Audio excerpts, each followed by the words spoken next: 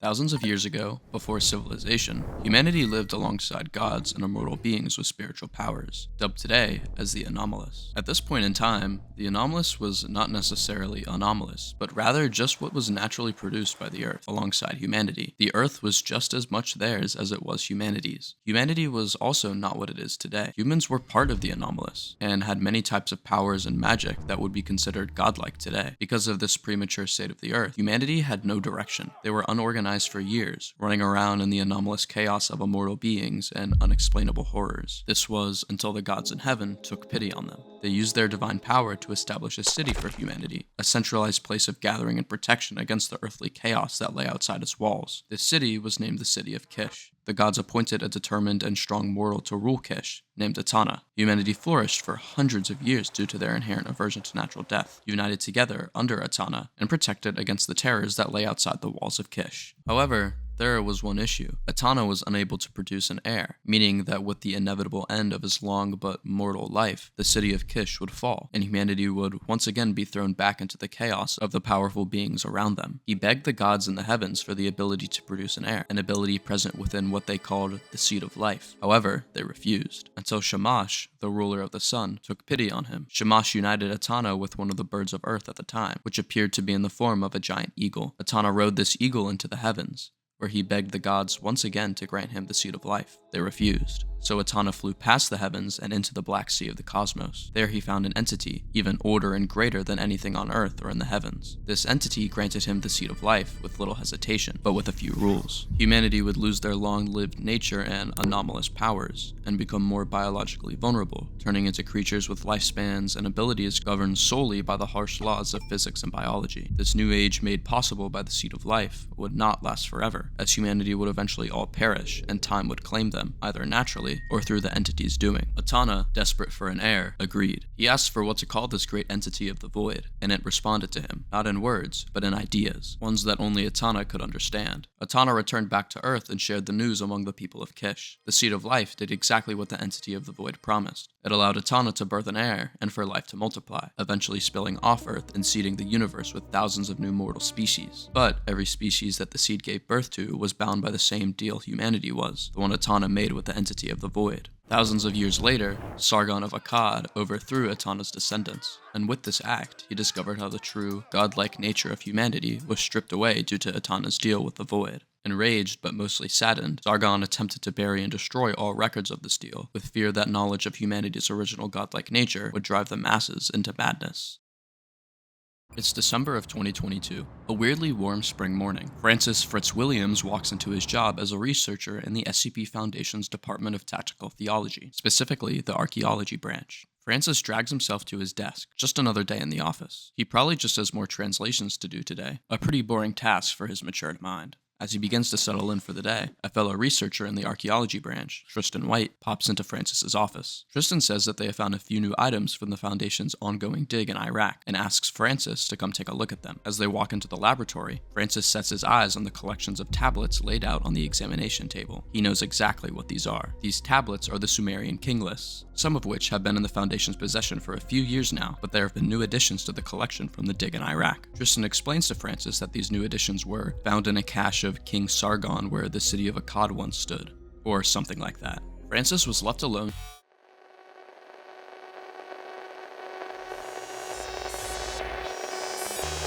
to decipher and study the tablets. From the tablets, he learned of the history of a deal that a man named Atana made with a being of the void. The tablets said that the void gave Atana the Seed of Life, and that the void would eventually come to reclaim such life. Francis figured that he must be missing a tablet explaining more information about the deal and the state of humanity at the time, but he figured it wasn't of much importance, given that he had learned what he needed to know. He now knew what this being of the void was that was referenced in human history, and what exactly its relationship with humanity is.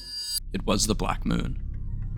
You see, Francis Fitzwilliams isn't just a scientist and researcher for the SCP Foundation. Francis is the administrator of the Foundation, 051 as some call it. Him and a team of high-clearance specialized researchers have been working for years on containing SCP-001, which they call the Black Moon. In their years of research so far, they've established that the Black Moon is an entropic entity of significant power that exists outside our conventional reality. capable of acting on the material world by random and sudden obliteration of conscious organisms. This results in the organism in question being spontaneously transmuted into a solid black substance, then disappearing completely exactly 4 seconds later. These spontaneous obliterations are very rare, only occurring once every few decades. However, Francis's team has also noted that these obliterations have been increasing exponentially over the years, incapable of acting on the material world while it's being observed. However, observation of a pure entropic entity outside our reality is, in fact, impossible. The administrator made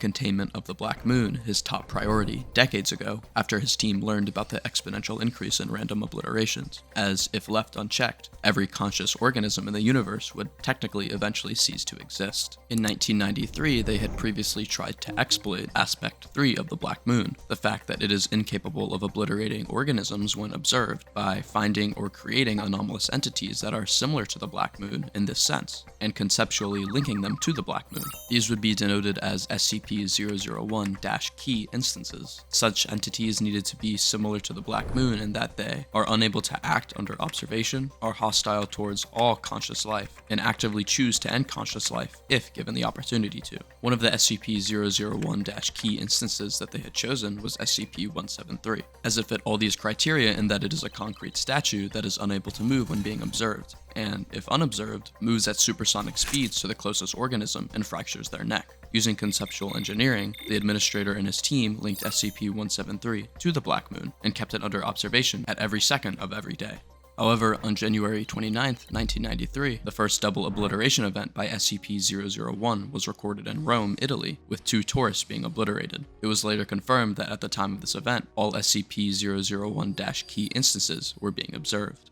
Following the discovery of the new Kingless tablets and subsequent learning of the Black Moon's motives for the obliteration of conscious organisms, the administrator decided to figure out if humanity was the only conscious species affected by the Black Moon, as well as if a method to stop the Black Moon even existed, given that the SCP-001-key method he tried in the past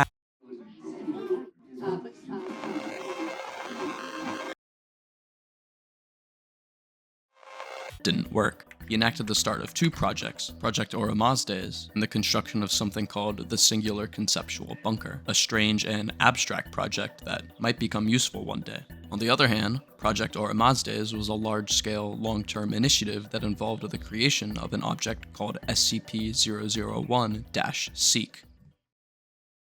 It's August of 3764. Humanity has continued to thrive on Earth and is technologically flourishing with new methods of energy consumption and highly advanced machines. Yet, the Black Moon's power has not been stopped, and has continued to obliterate humans at an increasing rate. The administrator stands in the control room at Foundation Site-01, accompanied by members of his SCP-001 countermeasure research team. Given that he is the administrator of an organization that contains and studies thousands of anomalies, the fact that he and his team are still alive in the year 3764 is nothing out of the ordinary, as they have been extensive users of lifespan-altering anomalous items. They are currently monitoring data from SCP-001-Seek, which is a biomechanical spacefaring vessel designed to traverse space in search of extraterrestrial civilizations that could have potential knowledge regarding SCP-001. The vessel is almost pure black in color, 1,000 meters in length, 300 meters in width, and 600 meters in height. SCP-001-Seek is equipped with anomalous and non-anomalous technology in order to aid its effectiveness in its tasks under Project Oromasdes, including antimatter-based thrusters that are accompanied by cilia and flagella to aid in movement in space, a Type 40 organic learning computer, which was artificially grown in such a manner that it is capable of handling a significantly greater capacity of information than any extant human or transhuman, a universal translator reverse-engineered from the remains of the disassembled SCP capable of assimilating languages in several nanoseconds and providing basic context. A transcription unit conceptually linked to an identical one in Site-01, allowing the instantaneous transmission of information back and forth. 300 biological drones capable of flight and locomotion, directly controlled by SCP-001-Seek's organic learning computer via telepathic connection. 3,000 experimental cryogenic units capable of storing and preserving biological samples for extended periods of time. In order to prevent SCP-001-Seek from becoming a valid target for SCP-001, it has been ensured that, although it is capable of feats of advanced intelligence, it is not actually conscious. From the years 3156 to 3764, SCP-001-Seek logged data on approximately 500 planets with signs of civilization, with 3 noteworthy explorations.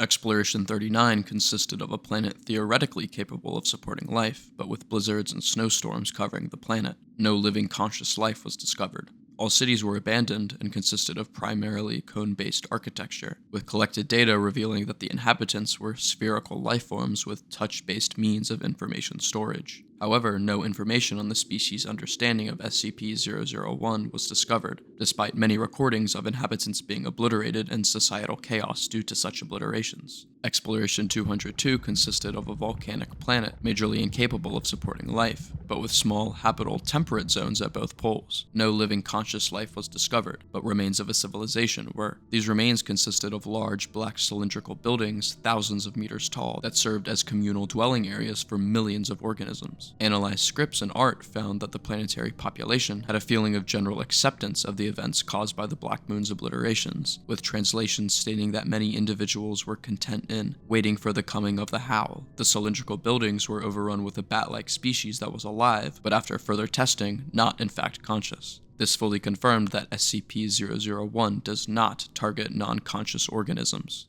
Exploration 499 consisted of a planet with a climate similar to Earth, in which the entire surface of the planet had been urbanized with large megacities, estimated to be around 1,000 years more advanced than the current state of urban infrastructure and technology on Earth. These cities had incorporated the surrounding environment into them, with large farms and forests on the roofs of buildings. The original inhabitants of these megacities were no longer present, and such cities had been overrun with non-conscious plants and animals. Numerous underground bunkers were found, presumed to be an attempt to shield against the effects of SCP-001. One working cryogenic unit was also found in one of these bunkers, which contained a singular surviving conscious organism of the planet's native species, which was a species of intelligent humanoid fungi that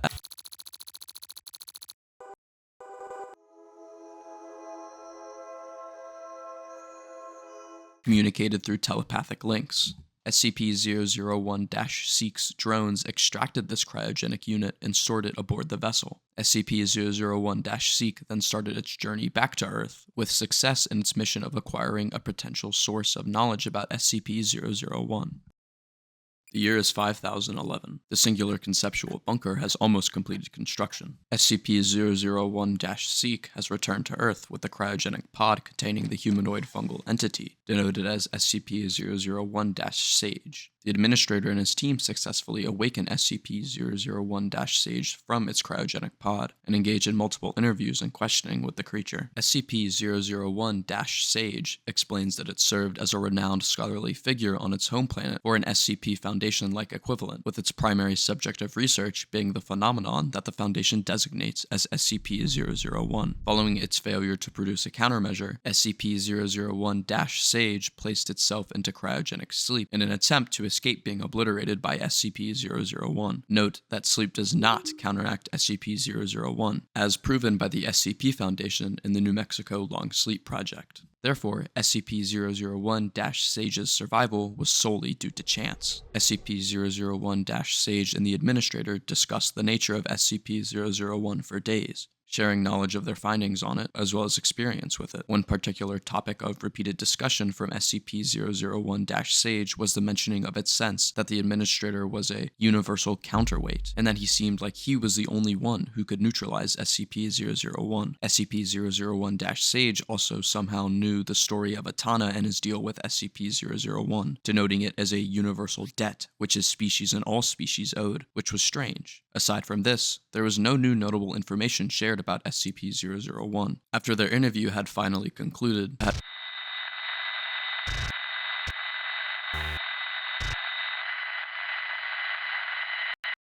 the administrator realized there were only two options: either perish into blackness with the rest of the universe, or confront SCP-001 face to face, similar to how Atana approached the entity.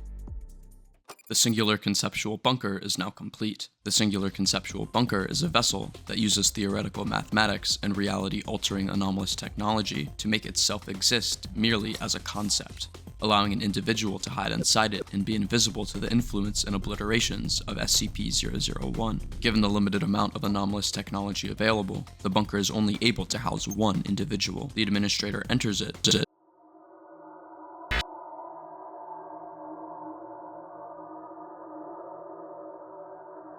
and launches into space, leaving instructions for the Foundation to be run by a new O5 Council in his indefinite absence.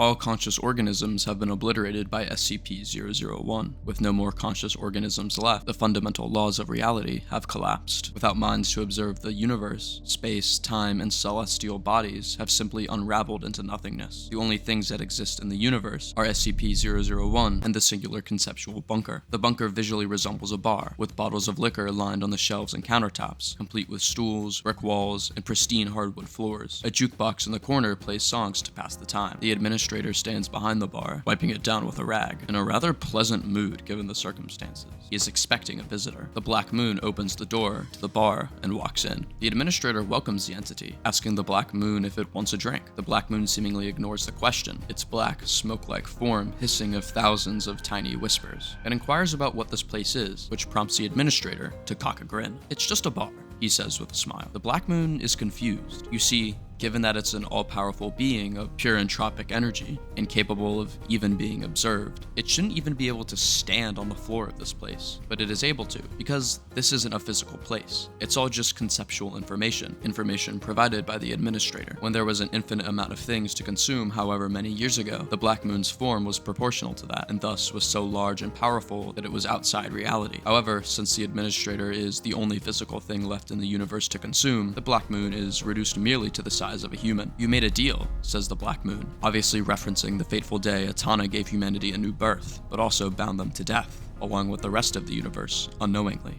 "I don't care. I just think you've taken this a little too far." The administrator responds sarcastically, "Meaningless. What have you done to me? I brought you down to my level. It seems I know more about your own nature than you do. Meaningless. You'll die like the rest of them." The Black Moon starts to tense up, seemingly preparing to finally end all life in the universe. The administrator reaches under the counter and pulls out a shotgun. Not one of iron and wood, but one conceptually crafted from the will of the administrator to preserve humanity. He fires 2 slugs right into the Black Moon's chest, throwing it to the ground. Obviously angered by this attempt, the Black Moon roars up and charges the administrator, collapsing the two into a heap. The administrator gets to his feet first, more used to his physical form, and with more than a little bit of spite, stomps down on the joint of the Black Moon's knee. The Black Moon howls. The administrator snags an ashtray off the countertop as the Black Moon drags him back to the ground. Summoning his last memories of strength, the administrator brings his arm up, the one holding the ashtray. The crystalline saucer comes down on the Black Moon's head once, twice, thrice, more. So many times that it becomes a blur of movement until the moment the Black Moon goes down, limp. The administrator is now the only thing left in the universe. He stumbles over to the jukebox and pulls a coin out of his pocket, grinning. He puts the coin in the jukebox and says something awfully familiar. "Let there be light."